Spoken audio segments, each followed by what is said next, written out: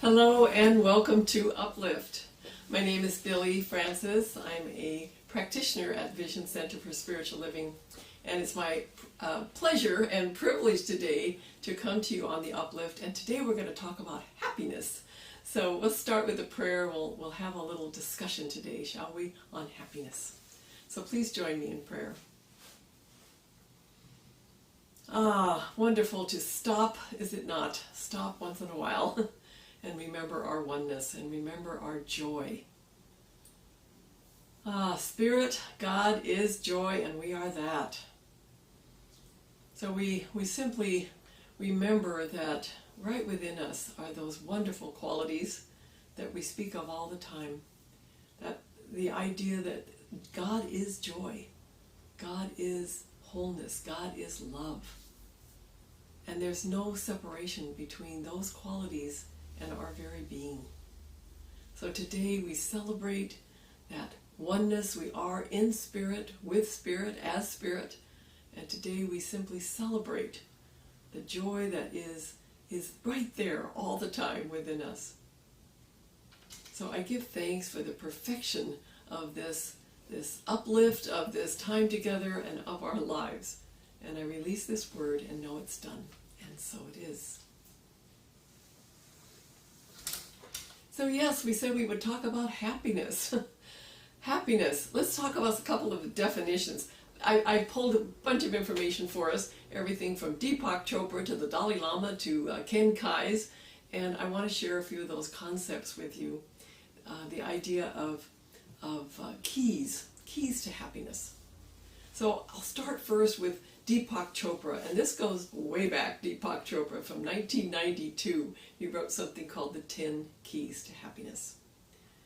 So the first one he talks about is listening to the body's wisdom. We want to pay attention to what our body's wisdom is saying. It's very, very wise, you know, and that's one of the ways we can be happy, is to stay present with our bodies. In other words, when you're going along in your day, check in. Say, well, body, how do you feel about this? It will give you some clues, perhaps. It'll tell you to go forward, it'll tell you to wait, it'll tell you to rest.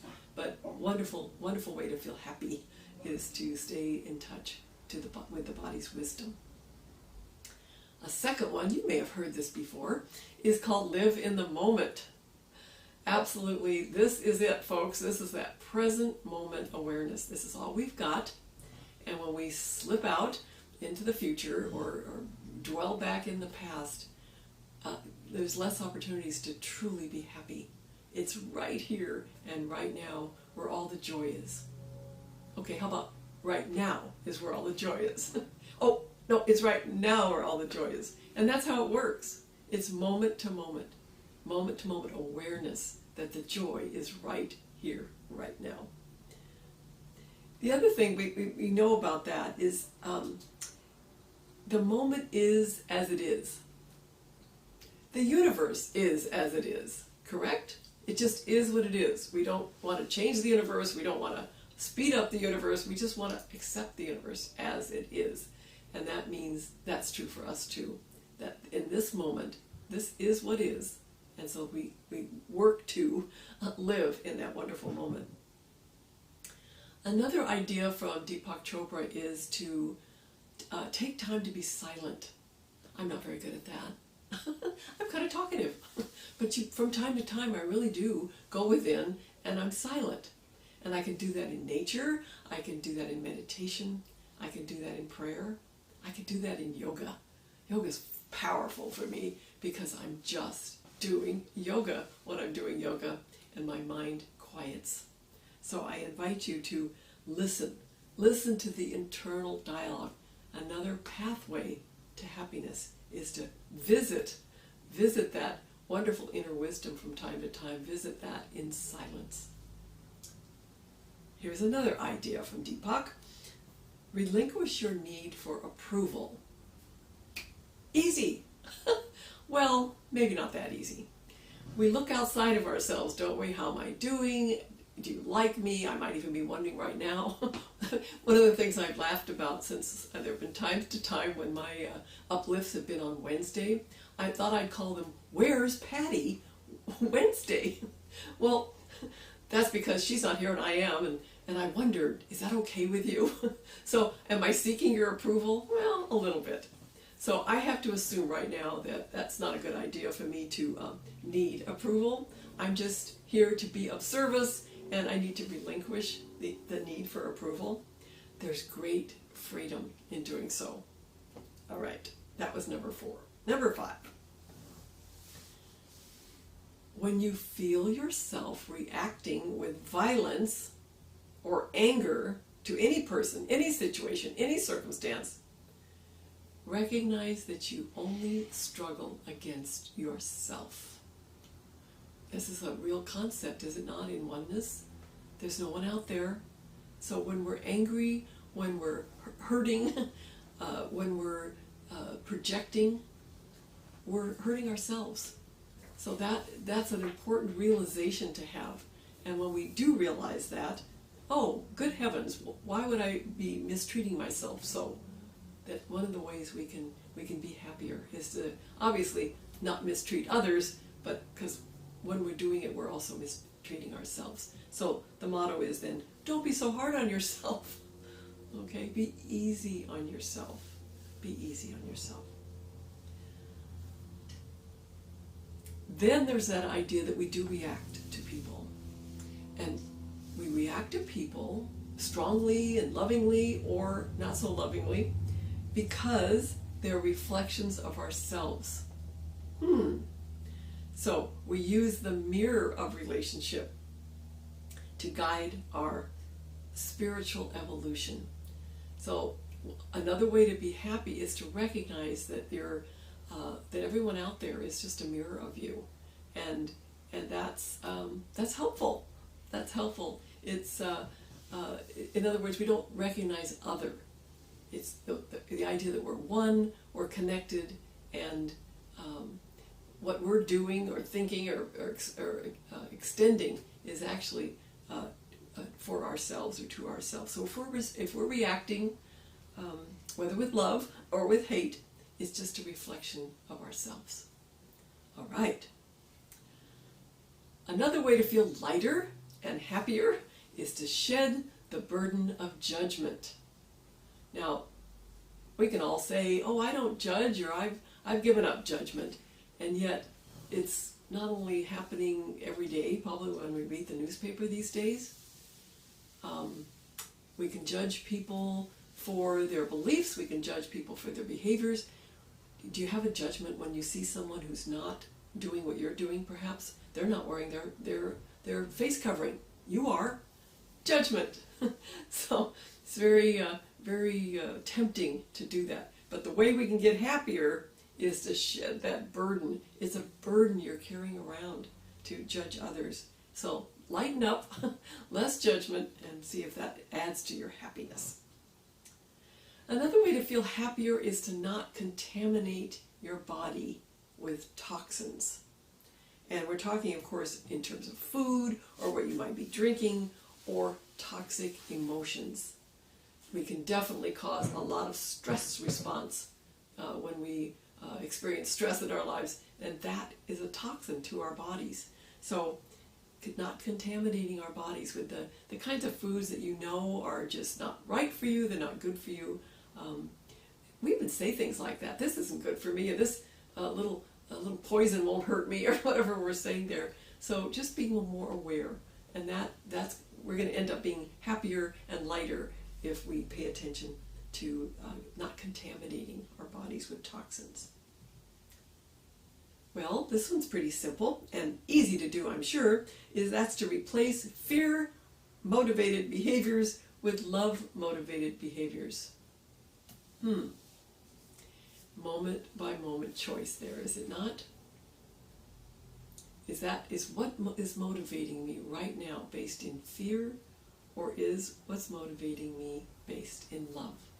And so we'll be happier when we choose to be motivated by love. All right. The last one is about understanding that the whole world is a mirror of our whole consciousness. And as we begin to understand that, again, it lightens us up, and we can experience more happiness. Here's what Deepak Chopra says. Cleaning up the environment and getting rid of toxic waste and dumps that contaminate our earth, its rivers, its oceans, is a very worthwhile thing to do. So that's part of this. Understanding the physical world will mirror us. We've heard about that in terms of feng shui, right? We've heard that the environment makes a difference to us. It changes our energies. Well, we're talking on a broader way here, on a global way. Where are things in your environment, whether it's toxic waste or in rivers and streams and elsewhere, that we would want to clean up? So that's something I think we can probably agree on. We need to not litter, we need to not pollute. But here's the other part of cleaning up the things in the physical world, and that is to not contaminate our mind with ideas. So we're mindful of flushing out the toxic ideas that contaminate the human mind. And that's what we love about this teaching, is that we're not only reminded of that, but we're a practical spirituality. We are on guard. We're alert for those things, those thoughts, those feelings that will come along that throw us out of the present moment. It'll throw us out of what's true and what's good for us and for others. So very tempting that those things, come along. So as it says here, to flush out toxic ideas that contaminate the human mind. So with all of these, can you notice how we also want to be extending ourselves to others in support of these things? Now, I'm not going to call it meddling, but I think it's helpful sometimes. If someone you love has said to you, I want to be more mindful, or I want to be not talk badly about myself, and you hear them doing that, let's extend ourselves. That's one of the best definitions of love, is extending yourself for the spiritual being of another person. Extending yourself for the spiritual well-being of another person or yourself. So love is a verb. Go ahead and extend yourself. That is extending a happier environment for those around you. All right. So I mentioned a bunch of other speakers and authors about happiness. One of my other favorites is Ken Kai's. Ken Kai's has 3 prescriptions for happiness. And the first one is, give up the need to understand. Excuse me, that's not what he says. He says, I say give up the need to understand. What Ken Kai says is, I love this moment, and I hope you're laughing with me. There's 3 prescriptions for happiness, and the first one is an absolute blank in my mind right now. So I'm going to go with it. Watch this. It's a miracle. Spirit knows what to say within me right now. Ah, there it is. Ask for what you want, but don't demand it. Thank you, Spirit, and thank you, Ken Kais. So ask for what you want, but don't demand it. Now, how do you know if you're demanding? Well, you're not happy when you don't get what you want. That's the key right there. You're not happy that what you asked for is not coming to you. So we call those addictions, right, at an extreme level. When you're addicted to a certain outcome or addicted to a certain response. So ask for what you want, but not demand it. So we're not doing the demanding part. And the second idea here is to accept what is for now. Just accept what is for now. And the third prescription for happiness is to turn up the love even if you don't get what you want. Now, I don't know about you, but that's a tough one. That can be a real challenge because you're not getting what you want and you're just annoyed as all get out. Time to turn up the love. Time to turn up the love. So, once again, ask for what you want, but don't demand it. accept what is for now, and turn up the love, even if you don't get what you want. Let's go turn into prayer. So again, I invite you now to just turn your attention to that inner knower, that inner wisdom, that inner joy that is already within you, that actually already knows how to be happy. These were just guides. These are just guides to turn up our awareness. Spirit wants nothing more than for us to be happy. We are here to be happy. We do now accept and receive that joy and that happiness, and resolve to do whatever it takes to remove those blocks and barriers of thinking, of actions, of beliefs, of what we say, any blocks that would counter and prevent that happiness from being our experience. So we open up the floodgates, Spirit. Have your way with us. Let us be the joy and the happiness that we are here to be. We give thanks for this reality, for this life, for this joy, and we receive it, and we're grateful for it, and we let the good times roll. And so it is. Amen. So thank you once again for joining me. I'm delighted to be part of this wonderful thing we call Uplift, available to Vision every day, every weekday at 1 o'clock. Please join us. Please connect with each other, and know that, as Reverend Patty reminds us, there is no separation. We are here. We are one, and it is so good. Thanks.